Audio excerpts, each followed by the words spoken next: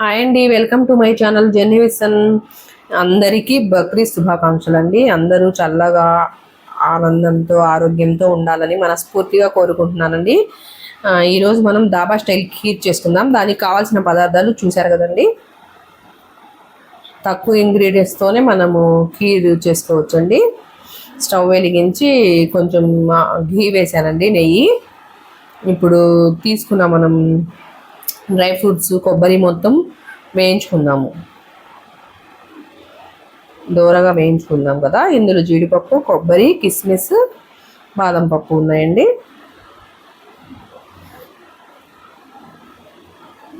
వేగిపోయినాయి చూసారా. ఇప్పుడు దీన్ని పక్కన పెట్టేసుకొని ఇందులో సేమియా తీసుకున్నాం కదా, అది కూడా కొంచెం ఒక 2 స్పూన్స్ నెయ్యి వేసుకొని ఇది కూడా వేయించుకోవాలండి. సేమియా కూడా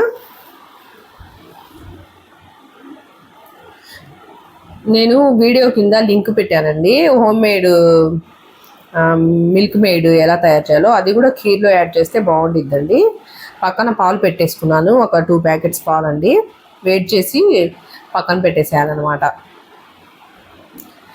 మనం డైరెక్ట్గా సేమియాలోనే వేసేస్తే పాలు విరిగిపోయే ఛాన్సెస్ ఉన్నాయండి, ఎందుకంటే ఇందులో నెయ్యి వేసి వేపుతున్నాం కదా, అందుకని.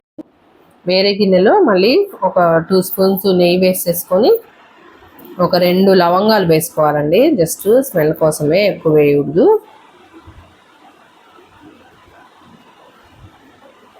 లవంగాలు ఫ్రై అయిపోయిన తర్వాత మనం సేమియా తీసుకున్నాం కదా, తగినన్ని సేమియా, దానికి తగ్గట్టు ఒక 1.5 చెంచా వాటర్ తీసుకున్నానండి.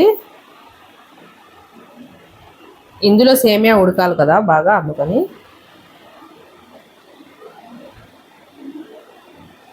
కొంచెం సాల్ట్ వేసుకోవాలండి, అప్పుడే టేస్ట్ వస్తుంది ఖీర్కి, లేకపోతే టేస్ట్ ఉండదు, సప్పగా ఉంటుందండి. వాటర్ ఉడికిపోతున్నాయి కదా, తెల్ల కాగినాయి. అందులో ఫ్రై చేసుకున్న సేమియా వేసేసాను. ఒక 5 మినిట్స్కే సేమియా ఉడికిపోతాయి కదండి. చూసారు కదా, ఉడికిపోయినాయి. ఇప్పుడు ఇందులో తురిమి పెట్టుకున్న బెల్లం చూపించాను కదండి ఇందాక. పంచదార వేస్తేనే బాగుండిద్ది, కాకపోతే నేను బెల్లం కూడా యాడ్ చేశాను. తగినంత బెల్లం, స్వీట్కి కొంతమంది ఎక్కువ తింటారు కదా, మేము కొంచెం తక్కువే తింటాము స్వీటు, అందుకని బెల్లం వేసేసాను. బెల్లంకి బదులు పంచదార వేసుకుంటే ఇంకా బాగుండిద్ది. ఇలాచి పొడి చేసి ఇలాచి పొడి కూడా వేసేసానండి. మొత్తం ఉడికిపోయి బెల్లం కూడా కరిగిపోయిన తర్వాత ఇంకా గిన్నె దించేసుకోవాలండి. పొయ్యి కట్ ఆఫ్ చేసుకున్నాను.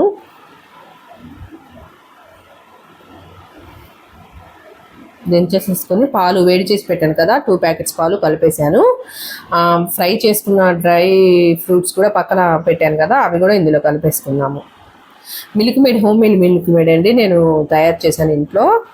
బజార్లో కూడా దొరికిద్ది కానీ అంత ఫ్రెష్గా ఉండదు కదా, కాబట్టి నేను ఇంట్లో తయారు చేసి పెట్టాను. డిస్క్రిప్షన్లో లింక్ పెడతాను, ఎలా తయారు చేశానో చూడండి ఒకసారి. షార్ట్ వీడియోలో ఉందండి, చూడండి. ఇప్పుడు ఇందులో ఆ మిల్క్ మేడ్ నేను తయారు చేశాను కదా ఇంట్లో, ఆ మిల్క్ మేడ్ కూడా యాడ్ చేశాను. మనం ఇంట్లో చేసుకుంటే 6 మంత్స్ వరకు పాడవ్వదు అసలు, ఫ్రిడ్జ్లో పెట్టుకుంటే. అసలు మా పాప వట్టి మిల్క్ మేడే తిందండి, అంత టేస్ట్ ఉంది అది. అసలు చిక్కగా ఎంత బాగుందంటే ఖీరు, సూపర్ టేస్ట్ ఉందండి.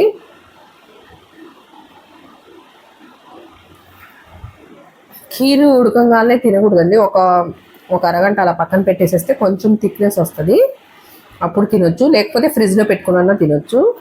అసలు ఐస్ క్రీమ్ టేస్ట్ వస్తుందండి. మిల్క్ మేడ్ వేసాం కదా, చాలా అంటే చాలా బాగుంది. పండక్కి ఇంటికి వచ్చేసేయండి అండి, అందరం కలిసి తిన్నాము ఖీరు.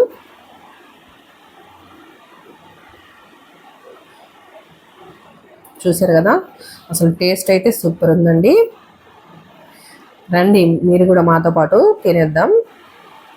ఓకే ఫ్రెండ్స్, జెన్నీ విసన్ ఛానల్కి సబ్స్క్రైబ్ చేసుకోండి, లైక్ చేయండి, షేర్ చేయండి ఫ్రెండ్స్.